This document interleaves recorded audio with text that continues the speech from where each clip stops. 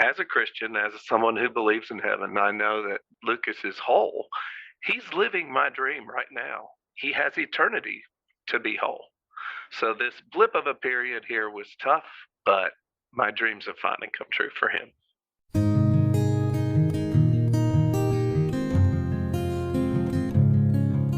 Welcome to the 6th season of Bereaved But Still Me. Our purpose is to empower members of our community. I am Michael Lieben and the father of 3 children, Idan, Sapir, and Liel. Liel, my youngest daughter, was born with a heart defect, and later she developed autism and epilepsy. Losing Liel at 15 is what has brought me here to be the host of this program. How can a father deal with losing a son to cerebral palsy? What does it mean to have cerebral palsy? What advice does a father of 2 sets of twins have for others who have premature babies with severe birth defects? Today's episode is called Losing a Son to Cerebral Palsy. It's extremely difficult to have a child with a chronic illness. It's especially difficult when you lose a child, particularly that child who had the chronic illness. It is somehow unnatural for parents to bury a child. So how do we, as parents, cope with that moment? Our guest is David Blier, the father of 4, 2 sets of twins. David's first set of twins were born at 31 and a half weeks, which is not actually considered premature for twins. One of the twins, Lucas, was born with cerebral palsy, and his condition was very severe. Lucas couldn't eat or speak, but he could laugh and cry. He couldn't sit up or walk, but he was able to move with the help of a wheelchair. He was totally dependent on others. For the last 13 years of his life, he lived at Mercy Homes. Sadly, at 23 years of age, he passed away after complications following surgery. David, welcome to Bereaved But Still Me.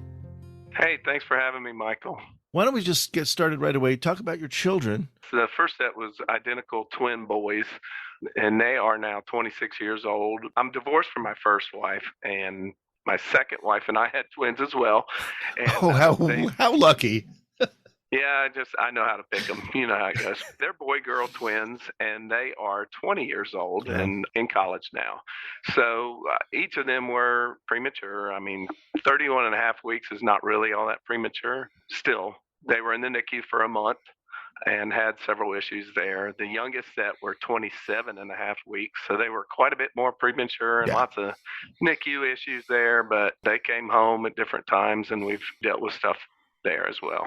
The second set are JD, James David, and Sarah. I'm trying to imagine what that must be like. My wife is a twin. My wife was so anxious to have more twins after she was a twin. Well, I can't even imagine what that must be like to have 2 sets of twins.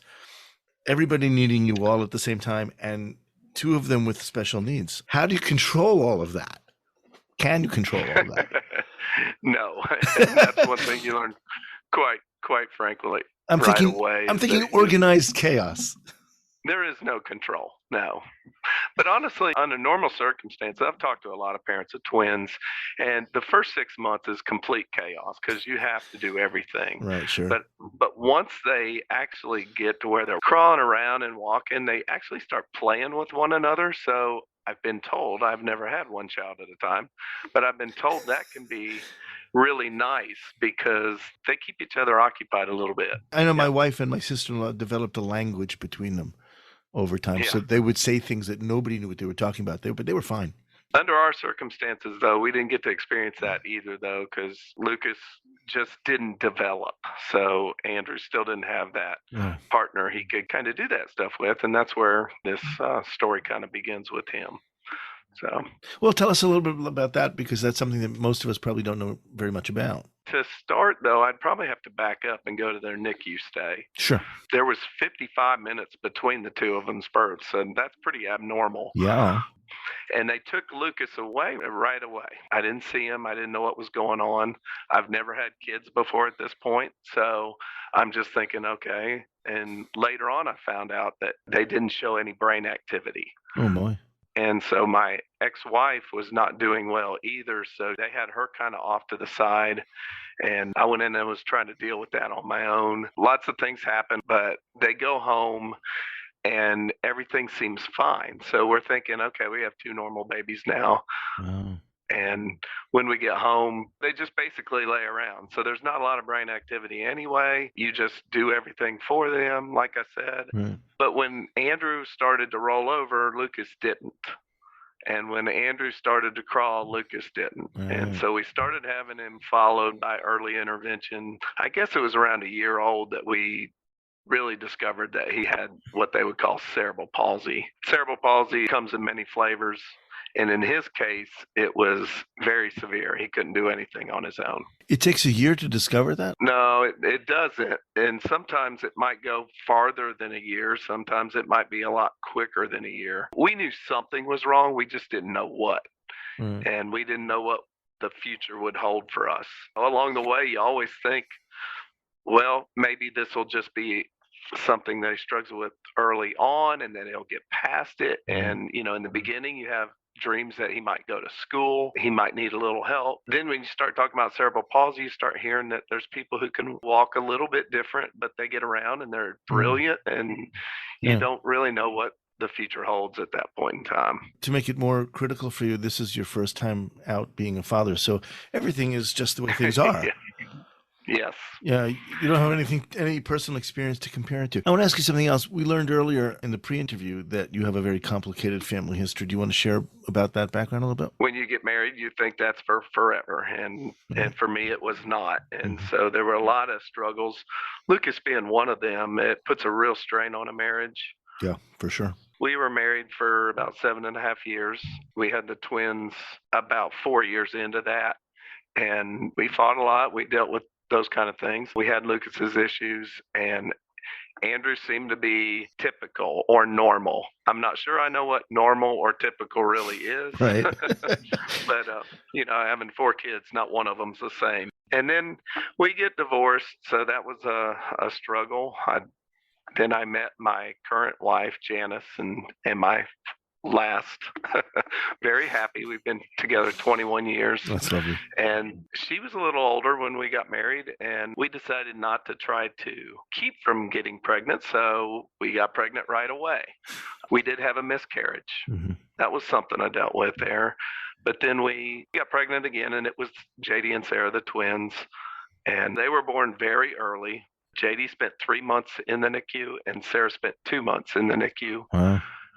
Out of that set of twins, Sarah is what they call the normal, typical.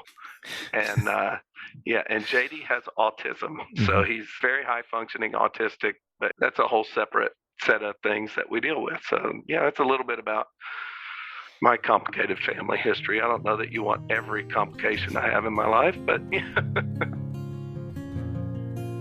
You are listening to Bereaved But Still Me. If you have a question or comment that you would like addressed on our program, please send an email to Michael Lieben at michael@bereavedbutstillme.com. That's michael@bereavedbutstillme.com.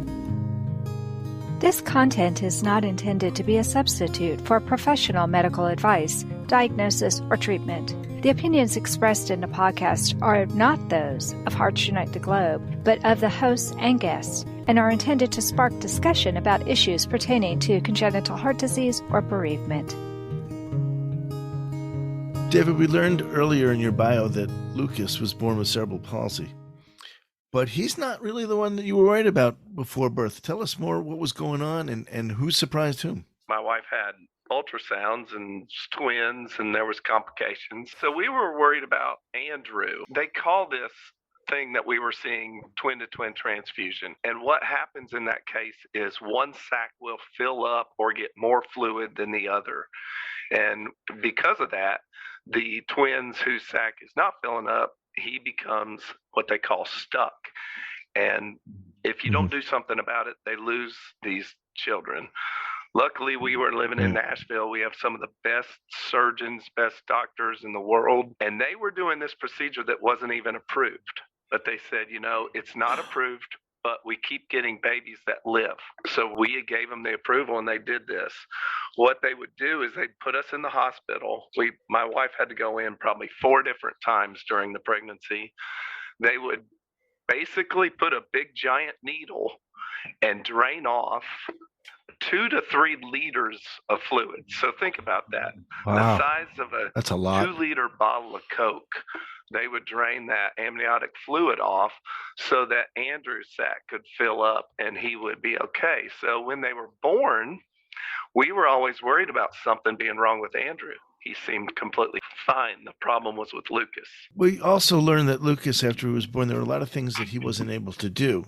So was he separated from his twin brother for quite a long time? Not at all. What's very interesting was the NICU stay was not abnormal. So Lucas, in the beginning, they told us he was going to die. So we were preparing ourselves that he only was going to live a few days. We had him anointed at about 6-7 days in the NICU. Pastors came in and anointed him. And I'm telling you, within 13 hours, the next day I came back and I was like, "Where's Lucas?" They said, "He's over in step down." And I'm like, "You're kidding me." And they said, "No, he's doing great. He's eating. He's doing all this stuff." So this is a total miracle. And then from that point on, he seemed to do just like you would expect in the NICU. It was when we got home that we started to realize, and Andrew and Lucas were always together. As a matter of fact, they even put them in the same crib area when they're in the NICU. They've been together for forever. While Lucas was living at our house, they slept in the same room. Because of that, Andrew was I'm telling you, to this day, I think he could sleep through a bomb because Lucas had music going all night to keep him calm and all those kind of things. But as far as Andrew goes, it was a struggle for him when he was younger. He oftentimes asked me things like, "Dad, why did this happen to Lucas? Why not me?" As a parent, you're like, "Oh gosh, I don't know, son." What do you do at that moment? Do you lay it out on God? What do you do? How do you get through that? You got through it, so tell us how you did it. I don't lay it out on anyone. I tell them that the reality is that bad things happen. I'm not someone who subscribes to the fact that there's a reason for everything. I think we live in a fallen world, and I think bad things happen. And sometimes we can learn from them and we can see the good, but usually it's in hindsight, not until after you've actually had some time to sit and think about it. I'm honest with him. I said, "I don't know, son, but I can tell you this, that you need to be happy that you are whole, and you need to help Lucas live through you, because there's a piece of each of them in each other." Did you find that as they got older, the healthy brother was taking on responsibility? And now that he's an adult, do you think that the way he is today is somehow informed by his helping his younger brother when he needed it? Oh, I think so. Absolutely. Andrew's a great kid. He's got a great heart. He's also gone through his rebellious teen years and, That's good. And then he scared my wife half to death when I was actually out of town, and he came to her when he was 15 years old and said, "Mom, I've decided I want to be a Marine." Oh boy. Okay. That's every parent's dream, that their child go into the most difficult branch of service, where I know they're going to really push him to the end. And he did that. When he puts his mind to it, he can do anything. Wow. So he became a Marine. He did. He became a Marine. Wow. He spent some time in the Marine Corps over in California. He went to Japan on what they call a MU, Marine Expeditionary Unit. He's doing fantastic now. He's got a great job, and he has his own home and rental property and those kind of things. So I'm real proud of him. But he has a real heart for people who are less fortunate, to just connect with and help those that are in need. And I do think that came from having a brother with severe issues. I'm glad you said that, because I see that in my own kids today. I think they're marvelous adults. And I think one of the reasons they're marvelous adults is because we maybe robbed them a little bit of their childhood, but they were there earlier than you would expect to help and to do things for and with Liel that she needed done, and to take some of the pressure off their very overly burdened parents.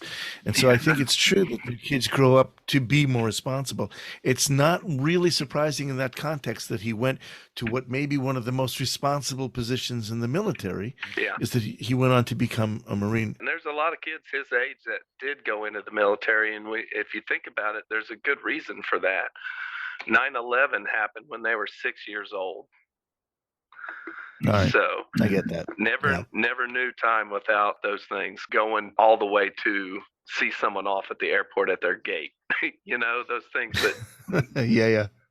He's never seen that. I've learned earlier from speaking with you privately that in the NICU, when Lucas was on the warming table and nobody really knew what was going on with anybody yet, that you prayed for him. And You want to talk about that? Because I know Sure. that Yeah. weighs on you. This was the very first day. So I went home. There's really nothing I could do. I couldn't stay in the NICU with them. And my wife was still being cared for herself. And so I went home and went to sleep, turned my phone off and everything. And at about 1:30 in the morning, my parents show up and banging on my door. And I come out of a stupor and come out there, and they say, David, we need to go to the hospital. So they had gotten in touch with them because they couldn't get in touch with me. Lucas, they didn't think was going to make it through the night. And so just weeping. They drove me to the hospital because obviously I was a wreck. I would never have made it. But while we were in the car, I was just praying as hard as I could that God would spare Lucas and save his life. And I just kept saying, anything we have to deal with, anything. I want him to live. And he did. He had a complete turnaround, as much as we could see at the time. And over the years, that has weighed on me pretty bad because I've had the thoughts in my head of maybe I shouldn't have prayed that. Because his life was a struggle. He couldn't sit up for himself. He couldn't eat for himself. He was fed through a G-tube. He couldn't communicate. He could laugh and he could cry. Those were our communications with Lucas. And he did both of those, and they were appropriate. So that was a great gift, at least. On the question of praying for a child, I think most parents, the first thing they would do is exactly that. Yeah. The question is, I think maybe after the fact, you worried about what should I have prayed for. I was concerned with my daughter having a safe trip to the other side. I wasn't asking that she be revived because I knew that it just wasn't going to happen. And if it did, it would be terrible for everybody, including her, especially her. So that's a thing that people worry about. It's a very natural reaction. And you know what? That's a really good question. So you asked for him to be saved and you asked for him to live. And he did. Right. But do you know for a fact that that was in response to your prayer? Maybe he just lived. And maybe he lived for a purpose. Yeah. I don't know. I have trouble with that because Right. I don't think that God would create an imperfect child to teach other children. I think people can learn from that, but I'm not sure that's why it's done. Yeah, and I don't think that now. I'm just reporting how I felt at the time. I had 23 years with Lucas to deal with that, and I got past those feelings, and I realized that I choose to look at the positive, that I had 23 years with my son, and that this 23 years on this life was just a blip. It was just such a short period. I dreamed of Lucas being whole. I used to have dreams all the time about him walking around, and it was the most wonderful thing to ever even contemplate. But the reality is, as a Christian, as someone who believes in heaven, I know that Lucas is whole. He's living my dream right now. He has eternity to be whole. So this blip of a period here was tough, but my dreams have finally come true for him. So when we talk about him passing away, it's not actually a sad thing for me. It's a wonderful thing. If you've enjoyed listening to this program, please visit our website, heartsunitetheglobe.org, and make a contribution. This program is a presentation of Hearts Unite the Globe and is part of the Hug Podcast Network. Hearts Unite the Globe is a nonprofit organization devoted to providing resources to the congenital heart defect community to educate, empower, and enrich the lives of our community members. If you would like access to free resources pertaining to the CHD community, please visit our website at congenitalheartdefects.com for information about CHD, hospitals that treat CHD survivors, summer camps for CHD families, and much, much more. David, as we like to do here from time to time, we're going to wax a little philosophical. Okay. We've both had a number of decades of dealing with children with special needs. What have you learned about yourself and who you are from this experience? Oh my gosh. What I've learned about myself is, as we said earlier, I can't control everything. So as a younger person, I used to try to kind of grab control and predict things and plan my life around it that way. I don't live my life that way anymore. Other things I've learned, I don't know that learned so many things about myself, but I've learned about how to live a good life. When you have a child with special needs, I think it's super important that when someone offers to help, that you accept their help. Oh, yeah. And there's a lot of people who do that, and sometimes they're serious and sometimes they're not. For me, I have no problem accepting help. The other thing I've learned is my wife and I have really been intentional about carving out time for ourselves. And we take vacations with the kids, but we take vacations without the kids. And again, when they were younger, that required us to lean on other people for help. And in my church, we have a great support system, and we have people that have been willing to do that with us. What do you tell people now who are about to go into something this big? Oh, gosh. Really, in the beginning, they're so shell-shocked. It's hard to counsel them on many of the things I've learned other than to say, you know what, you're not alone. If I can get them to understand that they are not alone and that I truly have been there, that just being a listening ear to them sometimes, and it's okay for me not to talk, just to be there and listen. As they're talking, obviously, it'll prompt me for things to say. So each situation's different when I'm talking to someone about what's going on in their life with their kids. Sometimes if it's a child who's very similar to mine, I will talk to them about maybe some organizations that can help them. Mm-hmm. We have one called TEIS here. It's Tennessee Early Intervention Systems, and they help with schooling, they help with therapies, they help with those kind of things. And maybe just some actual real world advice I can give them on where to go for services.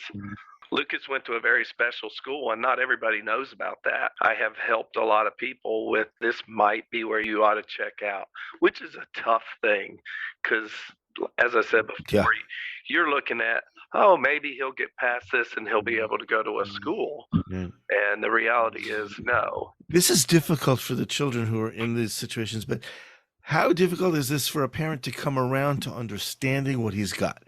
You know, nobody wants this, right? But we get it. It's extremely difficult. And as you know, the thing is that you're like, you can get caught up in worrying about what's it going to look like when he's this old? How's it going to be changing a diaper when a kid's 8 years old, 13 years old? I've done that. It's tough. You don't tell parents. You don't talk about those kind of things with a parent that's got a 3-year-old. They don't need to be even thinking about those issues. You just got to take it day by day. Otherwise, you're going to go nuts. Some of my experiences I'll save from even sharing with someone that's new, because the reality is things are going to unfold at a certain rate. And I don't want to scare them to death either. Not that it's not something we can all get through. You cannot sit there and contemplate all of those things. I think you're right. I think there are things along the way that we discovered that other people knew but didn't tell us. Right. I know that in epilepsy, we had to deal with the sudden unexpected death in epilepsy. It's got a name, SUDEP. People know about it. And somebody recently asked me, if we could have told you about that, would you have wanted to know? And I'm thinking, well, maybe not. Yeah.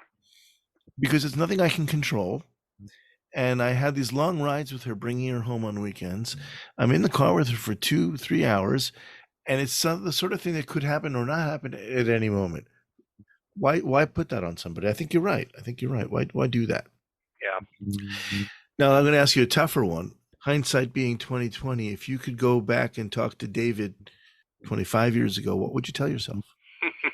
Well, I would tell myself for sure not to try to control everything and to take things one day at a time, and also to slow down. My tendency is to overwork myself and to overthink things and to try to plan ahead a lot of times.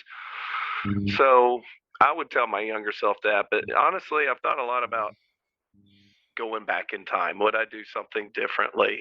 And the best way I might be able to explain how I feel about that is me giving advice to my own children. And there's been so many times where I've wanted to keep them from the heartbreak, the failures that I've had in my life that I just would love to be able to keep them from having to experience the same thing.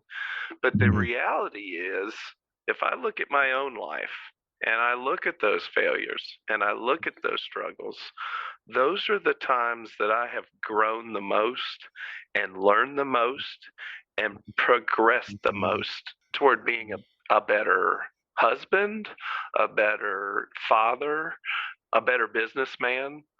And so, obviously my kids, my quote unquote typical kids, when I tell them these things and they do them anyway and they get in trouble or they fail at something, and I just have to look at it and laugh and say, yep, unfortunately, you can't keep them from learning the hard way.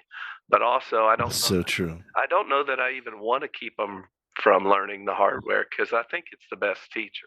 Just before we close, I have to say something. I think, and I've known you now a little bit, I think you are a really typical parent. And by that, I mean wonderful, amazing, fantastic. I think some days I feel that way. Sometimes I don't. Well, we all learn from our hardships. Yeah. And maybe sometimes we should say thank God for the hardships. I know nobody wants them, but they're the moments when we learn, and they're the moments when we change for the better, and they're the moments when we grow. So, David, thank you so much for coming on the program and sharing your experience and your advice with us. Thank you. We'd love to have you back. Oh, I'd love to come back anytime. That concludes this episode of Bereaved But Still Me. Thank you for listening today. I want to thank David again for joining us and for sharing with his wisdom and his advice. I hope you can all be with us next month when we have a new program. And please, until then, remember, moving forward is not moving away. Thank you for joining us. We hope you have felt supported in your grief journey. Bereaved But Still Me is a monthly podcast, and a new episode is released on the first Thursday of each month. You can hear our podcast anywhere you normally listen to podcasts at any time. Join us again next month for a brand new episode of Bereaved But Still Me.